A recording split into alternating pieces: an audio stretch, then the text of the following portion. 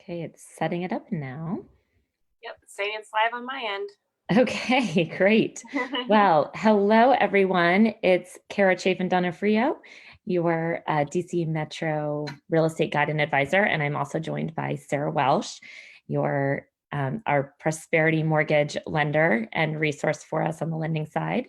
So, hello, Sarah. Hello, good morning. Good morning.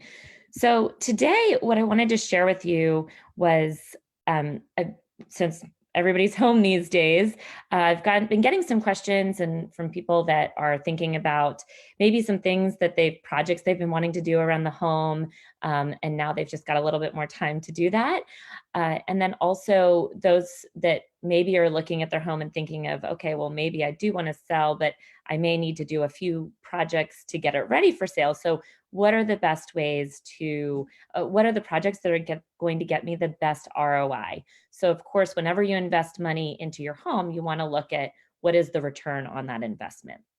So I'm just going to go through 10 of the top remodeling projects that can boost or with great ROIs.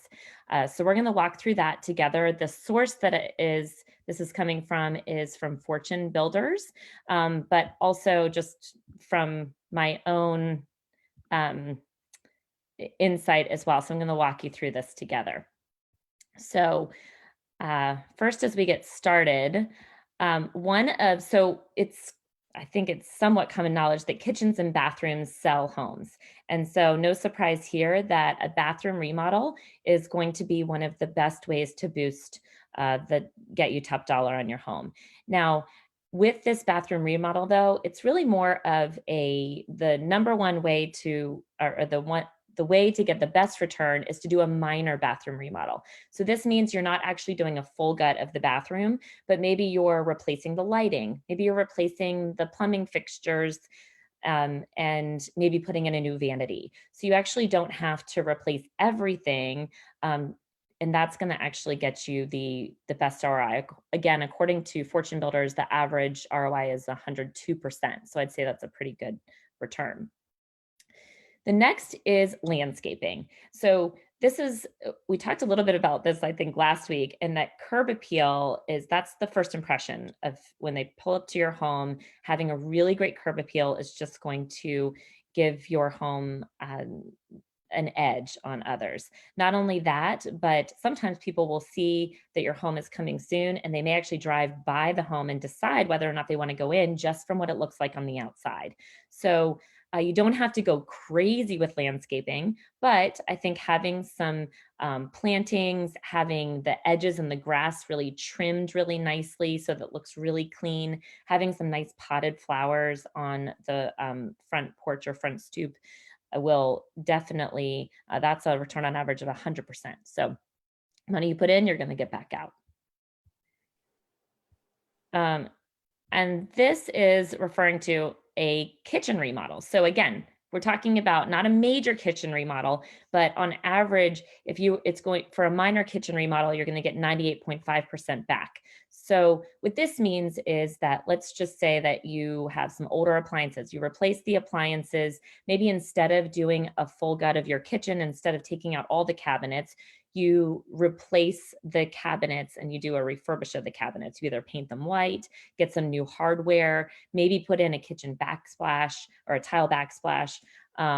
And those kind of things are going to get you a better return. Again, not a total gut, but a minor kitchen remodel on average gets you about 98.5% back. Now, not every home has this capability, but an attic bedroom conversion can get you back 93.5%. And this is talking about maybe you've got an upper level that you can more easily convert into an extra bedroom. It might depend on the house and the configuration as to if this definitely makes sense. That's something that I can help advise on. But again, adding bedroom counts is going to get you a better return on as compared to other homes. Now, this is talking about a major bathroom remodel. So it's not going to get you as much as a minor bathroom remodel, but if you plan on being in the home for a while, this is a good way to enjoy the bathroom and the remodel that you're going to do and know that you are going to get something back at the end. So Major bathroom remodel gets you about 93.2% in terms of an ROI, and the same with a major kitchen remodel. Now, I always like to think of it as the 80-20 rule. So you want to try to, when you're thinking of remodel for resale, you want to look at, are 80% of the people going to be attracted to the things that I'm putting into the home? So you don't need the high end unless you're going to enjoy that and you know that you might not necessarily get all those dollars back. So think maybe medium grade, and that's always going to get you a better ROI. So not the cheapest faucets, but a more medium grade. Again, with the cabinets, maybe a more medium grade is going to be the way to go, again, to kind of accomplish that 80-20 rule. You want to try to reach is that 80% of people are going to be attracted to what you're putting into the kitchen. Entry door replacement. This actually is surprising. I thought this would have been higher actually, but again, this goes back to the first impression of your home. So if you're going to replacing the front door is a really easy way to get money back on your home because it's the first impression, especially when you've got an agent that's showing your home and they're sitting maybe trying to, you're sitting at the front door, you're trying to get the key open, you're opening the lockbox, you're sitting in front of the door. So either a new door or another way to really very easily have a good ROI is just to paint the door. Make sure that it's got new hardware and it's painted, and that's going to be a really great thing for resale. Okay, number 8, deck, patio, a porch addition. Again, people are entertaining more at their homes. They're wanting some outdoor space just as much as indoor space. And so creating a nice outdoor space in terms of a deck, a patio, porch addition is going to get you 90.3% back. If you have a basement or the potential to do this, again, this is another way to get extra square footage, extra living space. And so people are going to be really attracted to that. So on average, this gets you back 90.1%. And then replacing windows is 89.6%. Now, again, I would say on windows, because windows can get pretty expensive. So if you're looking at getting the best ROI, you're going to want to go somewhere in that medium grade. I love Pella windows, Andersen windows. They're really great, but they are more at the high end. So again, depending on the grade and the level you go with windows, I think this is also going to affect the ROI. So again, these are your top 10. I'm going to be, I'll be happy to answer any additional questions on this if you have them and you're listening live. And also, if you happen to see this afterwards, please, and you have a question, please feel free to PM me, or I'm happy to come in and visit the home too, to give you, when it's safe, to give or do a virtual consultation to give you some ideas on how to get the best ROI if you are doing a remodel.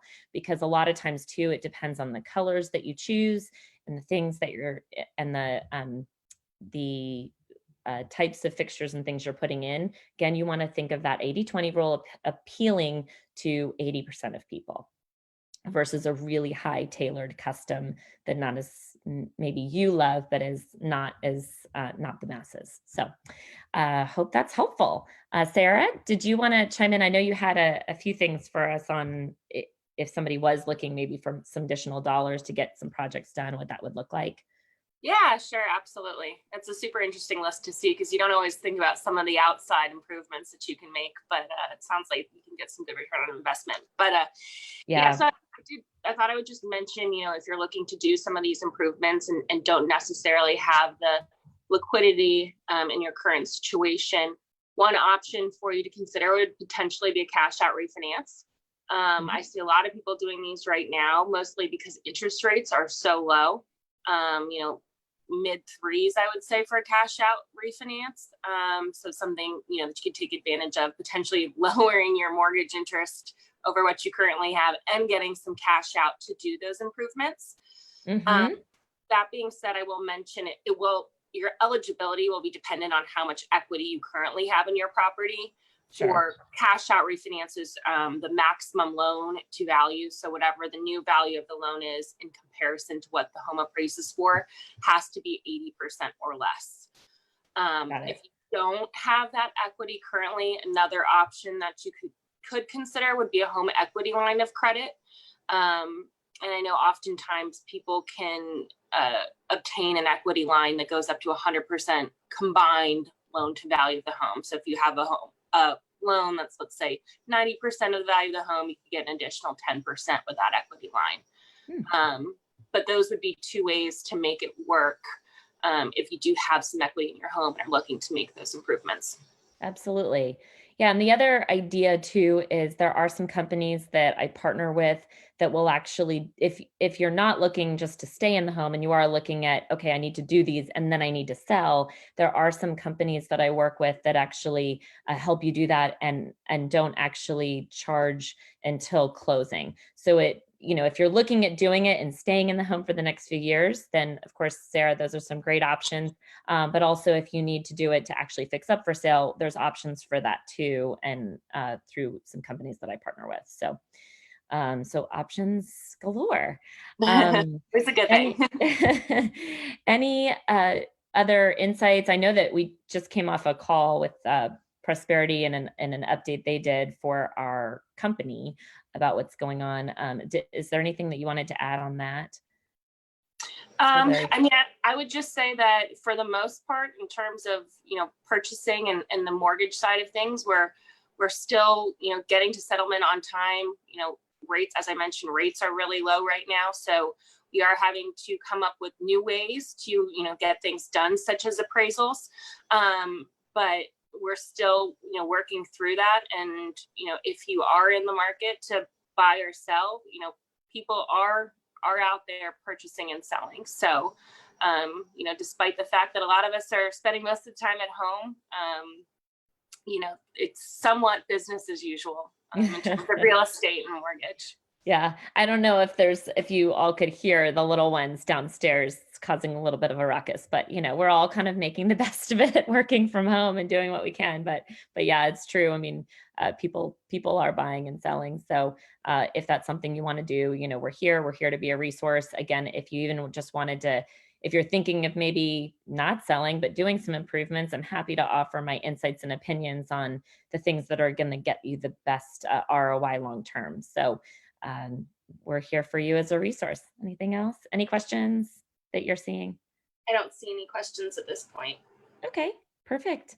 Well, if you happen to have any questions later, then just feel free to reach out to us. We're here and we'll be here next week at 11 a.m., next Friday at 11 a.m. to continue to answer questions for you and provide topics that you're interested in. So if you have anything that you're really wanting to know more about, please feel free to PM us, leave a comment below, and we'll try to make these as useful as possible for you.